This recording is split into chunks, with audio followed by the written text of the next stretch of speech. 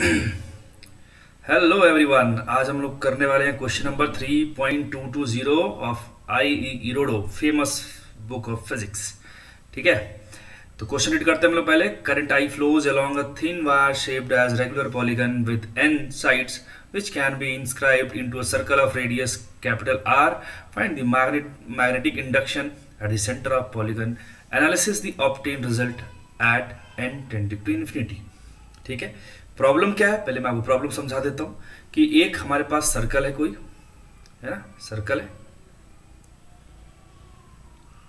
इस सर्कल में एक रेगुलर पॉलीगन है जिसको अंदर बनाया गया है, ठीक है, और उस पॉलीगन का जो साइड है, नंबर ऑफ साइड्स वो कितने हैं, n है। ऐसे बहुत सारे होंगे, मैं पूरा नहीं ड्रॉ कर रहा हूं, ऐसे बहुत सारे होंगे। ठीक है, ये n साइड का रेगुलर पॉलीगन है जो इसके अंदर क्या है, बनाया जा सकता है। और इस रेडियस, इस सर्कल का जो रेडियस है वो कितना है, कैपिटल R के बराबर है। और जो साइड है, साइड्स ऑफ पॉलीगन वो कितना है भाई, n के बराबर है। और उसमें जो करंट फ्लो हो रहा है, सपोज इस डायरेक्शन में करंट फ्लो हो रहा है क्लॉकवाइज सेंस में, तो जो करंट जा रहा है वो करंट का वैल्यू कितना है भाई, I के बराबर है। और हमें इसके सेंटर पर, मतलब इस वाले पॉइंट पर, suppose this point is O and we have to calculate the magnetic field induction at this point due to this regular polygon having current I flowing through it. ठीक है, तो चलिए, ये हमारे पास प्रॉब्लम था। अब हम लोग क्या करते हैं, सॉल्यूशन का एनालिसिस करते हैं। लेट्स स्टार्ट द सॉल्यूशन, है ना। देखते हैं क्या कर सकते हैं हम लोग। तो ये सॉल्यूशन है किसका, 3.220। ठीक है, देखते हैं। हमने क्या किया कि एक सर्कल बनाया, जैसा कि मैंने आपको प्रॉब्लम में समझाया था। मैंने एक सर्कल बनाया, ठीक है, ये सर्कल है। इस सर्कल के सेंटर पर मैग्नेटिक फील्ड निकालना है ड्यू टू रेगुलर पॉलीगन।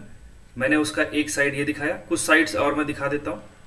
ऐसे बहुत सारे साइड्स बनेंगे एंड सो ऑन, अब आगे कंप्लीट करेंगे ये। ठीक है, ऐसे यहां से निकलता हुआ दिखाई देगा। ठीक है, मैंने क्या किया, एक साइड पकड़ा PQ, और इस PQ में, PQ की वजह से इस पॉइंट O पर जो मैग्नेटिक फील्ड आएगा, है ना, suppose due to PQ wire, है ना, मैग्नेटिक फील्ड एट O, ये हमने B1 मान लिया। कितना मान लिया, B1। तो सबकी वजह से उतना ही आएगा मैग्नीट्यूड वाइज, क्योंकि डायरेक्शन भी सबका सेम ही आएगा, तो मुझे टेंशन नहीं लेना है। तो हर एक वायर की वजह से जो मैग्नेटिक फील्ड आएगा वो, उसका डायरेक्शन पहली बात तो क्रॉस अंदर की तरफ होगा। ठीक है, आप राइट हैंड का इस्तेमाल कर सकते हो घुमाने में। कर्लिंग सेंस जो होता है, अगर वो करंट को फॉलो करता है तो थंब क्या देगा, मैग्नेटिक फील्ड की डायरेक्शन देगा। तो सबकी वजह से अंदर आएगा।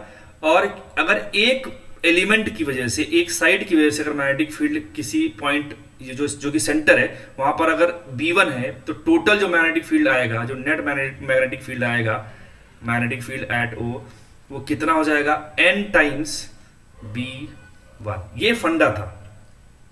ठीक है, तो मैं पहले B1 निकालने की कोशिश करता हूं। तो उसके लिए मुझे क्या करना चाहिए, ये PQ को मैं अलग से बना लेता हूं। ये Q है, ये P है, ये पॉइंट अपना O था जिस पर हमें निकालना है। मैं इस पर क्या करता हूं, पहला काम क्या करता हूं, फाइनाइट वायर की वजह से अगर मैग्नेटिक फील्ड निकालना है कहीं पर, तो जिस पॉइंट पर निकालना है वहां से आप उस वायर पर एक परपेंडिकुलर लाइन ड्रॉ करते हो, ऐसा। ठीक है, ठीक है। दूसरा काम क्या करते हैं हम लोग कि जो दोनों एंड पॉइंट्स हैं उनको उस पॉइंट से ज्वाइन करते हैं। सपोज ये जो एंड पॉइंट्स है वो P और Q थे, है ना, तो P और Q को O से मिला दीजिए। तो ये मिला दिया और ऐसे इसको मिला दिया, सही है। ठीक, सपोज ये वाला एंगल जो है वो θ1 है और ये एंगल अगर θ2 है, तो जो B1 का वैल्यू आता है, हमने पहले कर लिया है थ्योरी वाले क्लासेस में, वो कितना आता है, μ0I/4πd। बताता हूं मैं d क्या होता है, sin θ1 प्लस sin θ2। d क्या होता है, इस O से उस वायर पर जो परपेंडिकुलर लाइन आता है ना, उस लाइन का लेंथ होता है। मतलब अगर मैं यहाँ पे एक पॉइंट M बोल देता हूं जहां पर ये परपेंडिकुलर मीट कर रहा है, तो यहाँ पर जो D है, यहाँ पे जो D है वो D किसके बराबर है, OM के बराबर है। सही है ना। चलिए, अब हमारा सारा फोकस है B1 निकालने पर। ठीक है, इसमें करंट आई जा रहा था। अब देखिए ध्यान से, अगर रेगुलर पॉलीगन है तो एन साइड मिलकर टोटल एंगल जो सबटेंड करेंगे पॉइंट O पर वो कितना करेंगे 2 पाई, है ना। तो एक साइड कितना एंगल सबटेंड करेगा 2 पाई बाई एन करेगा, सीधी सी बात है भाई। एन साइड मिलकर O पर कितना एंगल सबटेंड करेंगे भाई, क्लोज सर्कल बना रहे हैं, क्लोज लूप बना रहे हैं, तो O पर तो 2 पाई बनाएंगे, तो एक कितना हो जाएगा 2 पाई बाई एन।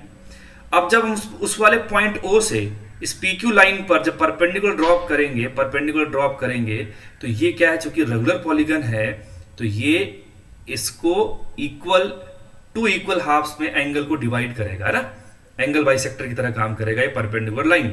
तो ये जो θ1 और θ2 है, ये θ1 और θ2 है, ये इसका वैल्यू किसके बराबर हो जाएगा, पाई बाई एन के बराबर हो जाएगा। समझ में आया। अब B1 का फॉर्मूला क्या होता है जो हमने लिखा था यहाँ पे, इस फॉर्मूले में मैं सारी वैल्यूज पुट करता हूं और अभी भी हमें D निकालना बाकी है, अगर आप ध्यान से देखो तो जो PO है ये R के बराबर है, रेडियस ऑफ सर्कल, देखो ना, ये P है, ये O है, ये वैल्यू R है, तो जो D है तो आसानी से निकल जाएगा। मैं उसको भी निकाल देता हूं, कहां पे दिखाऊं मैं उसको। अगर एक ट्राइंगल लेता हूं मैं, कौन सा ट्राइंगल OPM, मुझे OM निकालना है तो मैं क्या लगा लेता हूं, cos थीटा लगा लेता हूं ना, cos थीटा1 कितना हो जाएगा, बेस मतलब OM अपॉन हाइपोटेनियस PO मतलब R, ठीक है। तो OM यहां से हम लोग फाइंड आउट करके ले आते हैं, तो OPO cos θ1, PO का वैल्यू R है, cos θ1 मतलब cos θ1 का वैल्यू है पाई बाई n, सही है ना, ऐसा। तो R cos pi by n will be equal to OM, है ना, और उसको हमने D के बराबर बोला है, ठीक। अब मैं B1 की वैल्यू लिखता हूं यहाँ पे, B1 क्या हो जाएगा, mu naught I upon 4 pi, D कितना हो गया भाई, R cos, है ना, पाई बाई n, और यहां पे साइन θ1 भी क्या है, θ1 भी क्या है आपका पाई बाई n है, θ2 भी क्या है आपका पाई बाई n है। तो जब वैल्यू आप पुट करोगे वहां पे तो कितना हो जाएगा, sine pi by n plus sine pi by n, सही है। तो कितना हो जाएगा टोटल, वो 2 साइन पाई बाई n, सही है। तो B1 कितना निकल के आएगा, जरा देखिए गौर से, mu naught I upon 4 pi R, ये साइन पाई बाई n और कॉस पाई बाई n को मैं क्या लिख सकता हूं, tan पाई बाई n, है ना, तो 2 tan पाई बाई n, सही है, ये हमारे पास आ गया। जो टोटल मैग्नेटिक फील्ड आएगा, टोटल मैग्नेटिक फील्ड जैसा कि मैंने पहले आपको बता रखा था, बी नेट वो n टाइम्स B1 के बराबर हो जाएगा। तो कितना वैल्यू आएगा, एक काम करते हैं, इसमें 2 से 2 को निपटा देते हैं, तो आएगा म्यू नॉट I अपॉन, है ना, 2 पाई R, अब n से मल्टीप्लाई करना है तो n into ten pi by n। ये हमारे पास क्या हो गया, आंसर हो गया पहले पार्ट का।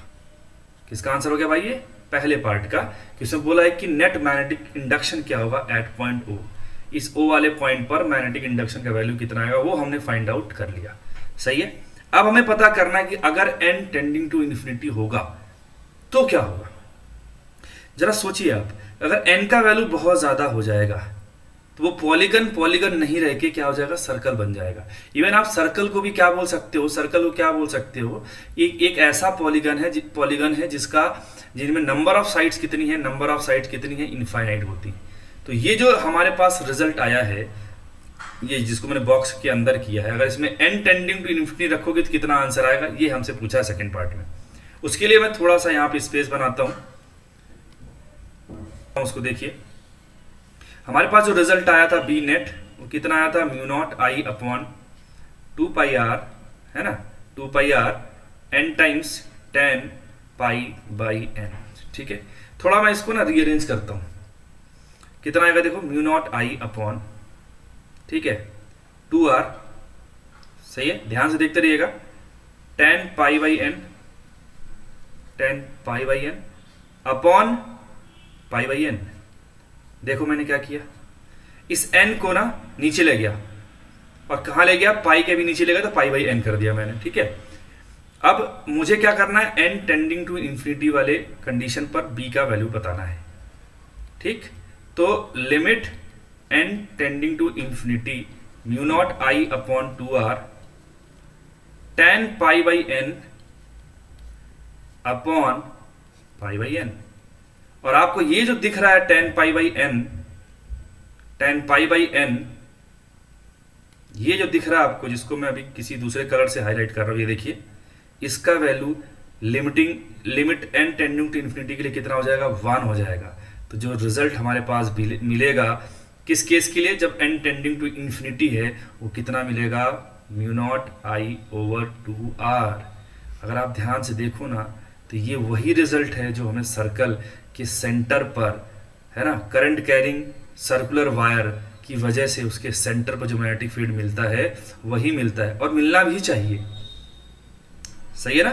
तो ये हमने पूरा ओवरऑल आपको डिस्कस किया। एक बार मैं चीजों को समराइज कर देता हूं कि n साइड थे पॉलीगन में, मैंने क्या किया, एक साइड की वजह से मैग्नेटिक फील्ड निकाला सेंटर वाले पॉइंट पे, उसको मैंने B1 बोला है, और जो टोटल आएगा मैग्नेटिक फील्ड वो कितना हो जाएगा, n टाइम्स B1 हो जाएगा। तो मैंने बस B1 कैलकुलेट किया, फिर उसको n से मल्टीप्लाई किया, तो हमारे पास एक आंसर आया पहले पार्ट का। फिर उसमें जो उसने पूछा था कंडीशन, उसके अकॉर्डिंग मैंने सॉल्व किया। तो सर्कल या सर्कुलर वायर की वजह से उसके सेंटर पर मैग्नेटिक फील्ड निकाल लिया।